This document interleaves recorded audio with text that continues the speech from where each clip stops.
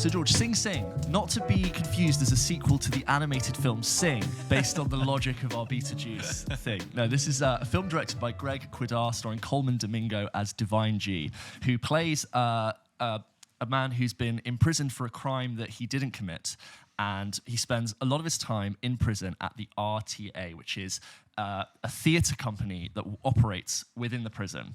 And the crucial thing about this film is that the actors who are playing the other characters in this cast are prisoners or former prisoners who were involved in this very theatre programme. And that's part of the authentic charm that this film takes you through. And that's sort of, in the best way, immediately obvious, I think, when you're watching it, that this is shot in a space that's real with people that are real.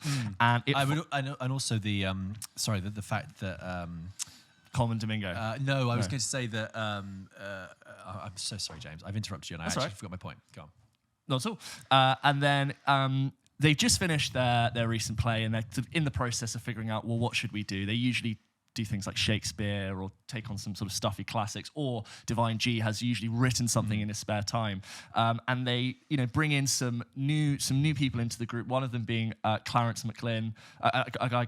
What's the character's name? Divine Eye. Divine so you Eye. got Divine G and you got Divine Eye. Divine Eye, played by Clarence McLean, who's coming into this group with a lot of anger and a lot of issues are based around anxiety and stress, and there are certain issues that arise during the rehearsal process. And it's all about sort of confronting the idea of what art offers prisoners, freedom, what your place is within a prison.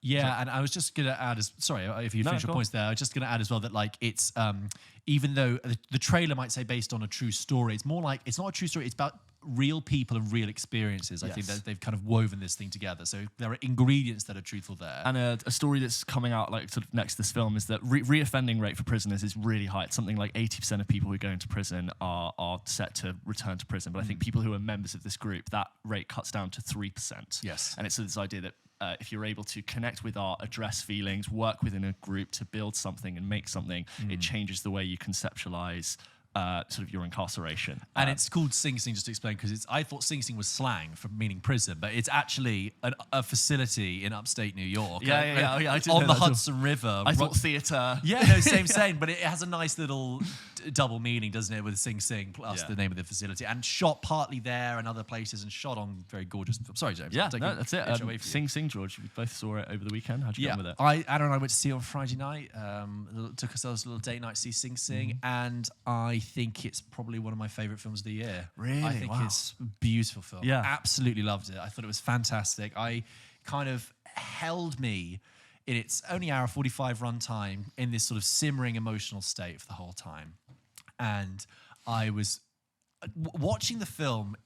The power of it is that it's essentially about creating something, or the fragility of creating something very, very beautiful and very, very miraculous in such a harsh environment. And the whole film is full of contrast. So you have this harsh Sing Sing prison, this harsh institutional facility, but shot on gorgeous film stock. And it's located on the Hudson River in the Hudson Valley, and it's kind of a beautiful nature around it. And you have people inside who are kind of completely depersonalized and all wearing, prisoner garb, but also rich in personality as well. And the beauty of the film is about that creation of something very, very special that can be very, very important, and about how art can make a real material difference in people's lives.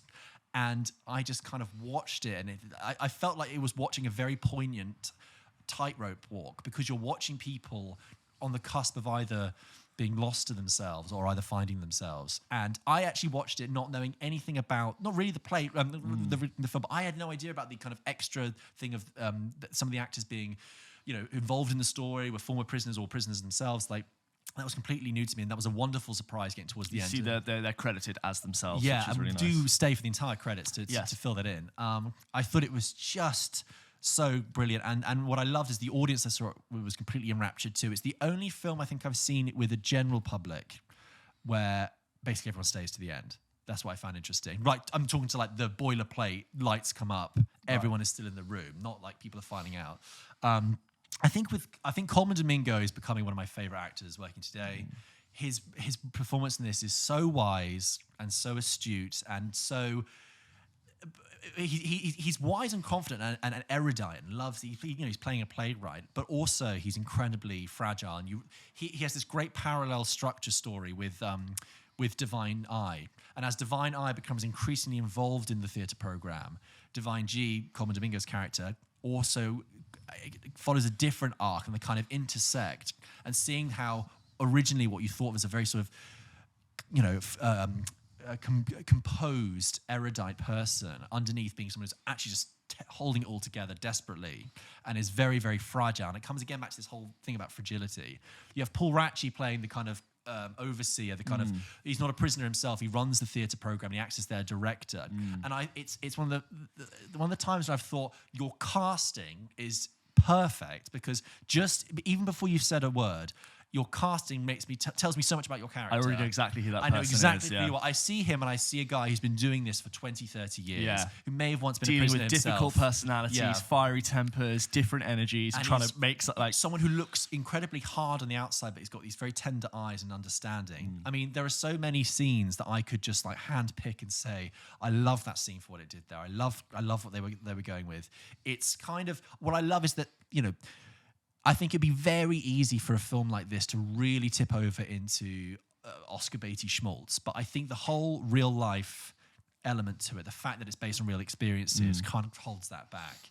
And I never felt it really pushed itself to overstate its kind of emotional heart too much. It just kind of simmered along, and Anna and I were really moved by it, and we thought it was really beautiful. And I mean, it's funny because we talked in Double Take about all the contenders for, maybe this year's Oscars and all the new films coming out of Venice. And this film came out in July in the States. But I was like, well, surely this is a massive Best Picture contender. I was like, this has all the ingredients. It's great performances, a great story. And also, I think personally as well, bringing a personal element to you and I met doing a play. I was, I did plays for 15 years every year of my life, from like year 8 onwards. I know, from 8 years old. Sorry, I know, everything they were talking about, the act of doing a play and the act of theatre, completely resonated. Totally. And like I totally missed it, and I totally understood it, and I was the same as well. And you know what? Like it just really rang true. I really felt it right here. I really loved it. Is that thing of like people who make films and theatre, writing and working on a thing about making films and theatre. It's always inherently like dewy and romanticised, like the idea of being in something. I also really enjoyed it. Like my main thing was like the authenticity is so striking from when it begins. That these people are clear. I don't know what it is. I'm like, you so clearly have this lived experience, and everything you say is therefore elevated and really poignant. It's actually almost like surprisingly unpolitical and not in a bad way. It is just about these people. It doesn't have a grand, even though I sort of talked about the politics about reoffending rates. It doesn't get bogged down with trying to sort of like carry that in its runtime. It's actually quite easy to watch. Performances are really raw. I totally agree. Coleman Domingo's really, really good in it. It never overextends. He doesn't overextend himself as a performer, but there are loads of really interesting moments. Like, for example, he's expecting to be... They're doing a comedy fast, a mishmash of loads of different things. And he almost expects to be cast as Hamlet, but isn't. And it's given to Divine Eye, who actually struggles with the speeches. But instead of being jealous, he sort of helps him bring the best performance out of him, which is a really interesting moment. Similarly, like the scene where he's having his appeal, which I won't spoil, but the camera just stays on his face, and you can see his heart, both like the hope and the despair in his eyes, and it's really, really, really great. I like the contrast between how the prison cells are so closed and confined and tight, and often shot through the door because they probably can't get a camera in there. But when they are filming in the space where they're going to perform, the light shines through the hall, and the camera looks up, and it's like light coming in from the heavens. It's wide, it's fresh. They have space to breathe. They have space to talk. Prisons usually are devoid of color, but there's so much color in this, and the Hudson behind them, and it's being shot through prison bars. A lot of that's really nice. Seeing those characters become more and more vulnerable, those moments really work. I wonder if maybe the film, at some senses, is a bit too cozy. I wonder if for drama, I agree with your point about it doesn't need to sort of Oscar bait itself, but almost tell me a little bit more about life in this prison and what these people have to deal with in prison. I wonder if there's an element there that could have enhanced what they live through now. There's definitely moments where you look at their cells and how they get searched. I'm like, that's interesting. Did I maybe want another element?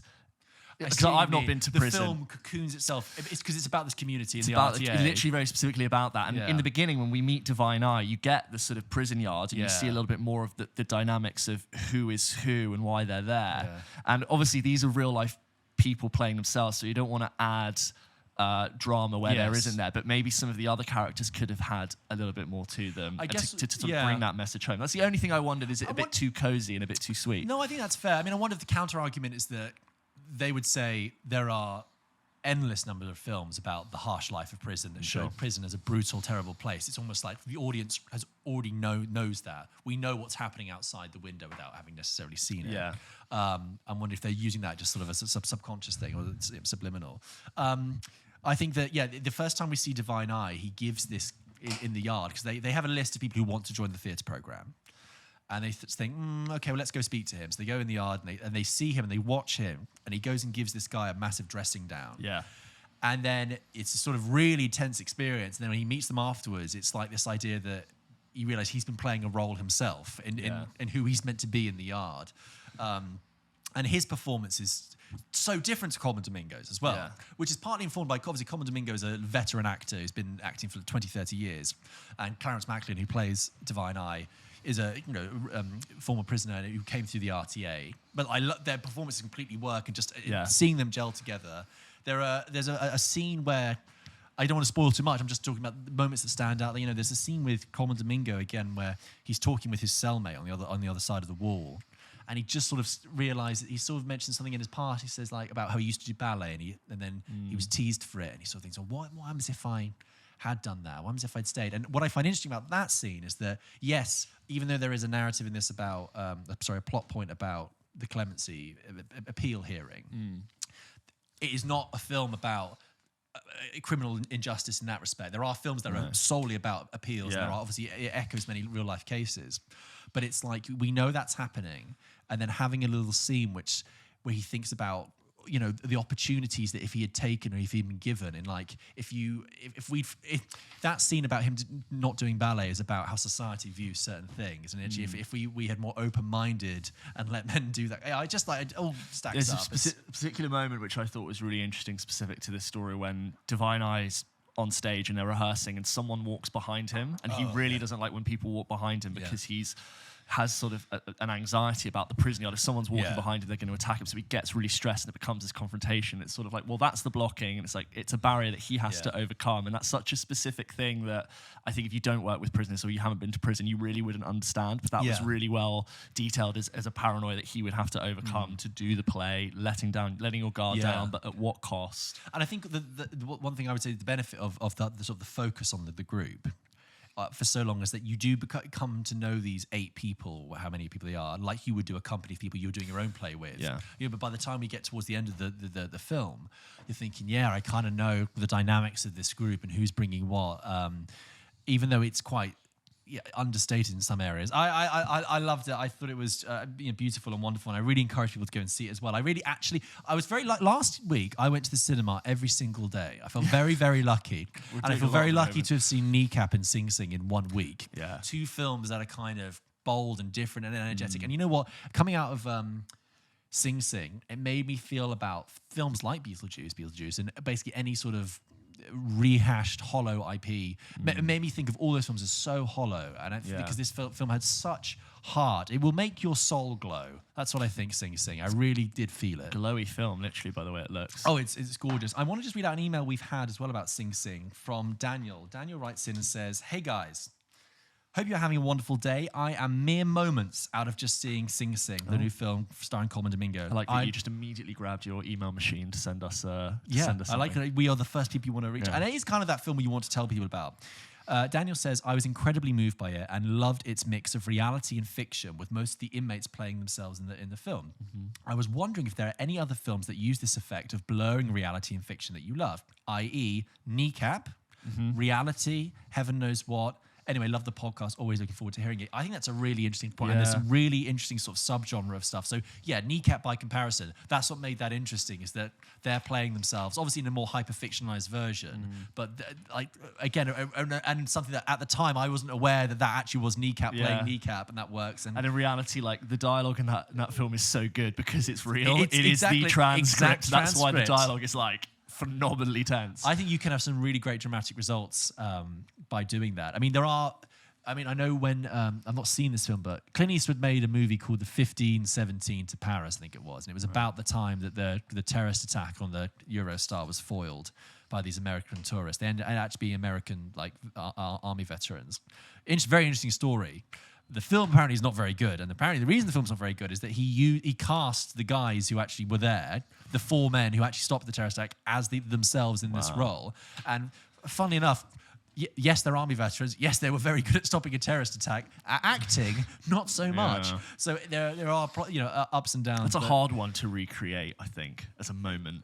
That specific thing. Yeah, I mean, you're involved in that. But in many ways, like it's called like. It's social realism, isn't it? Like within social realism, and it's something that, like, in the Italian neorealism and Italian social realism in cinema did a lot of, which is blending real life people and real life characters and real life scenarios and settings, kind of folding and building a narrative around that. It's a very interesting chapter of film studies if you want to go into it. But yes, seeing Sing Sing and Kneecap in kind of 1 week, what a treat. Well, guys, if you've seen Sing Sing or Kneecap or Reality or any of them, and you wanted to send in your thoughts, your questions, your concerns, your reviews, as always, send them into hello@popkitchenpodcast.com. Or if you support us at the VIP tier on Patreon, you can have priority access to have your email read out on the show. Take a breath. It's Patreon VIP tier priority access. That's what really gets me. Moving on.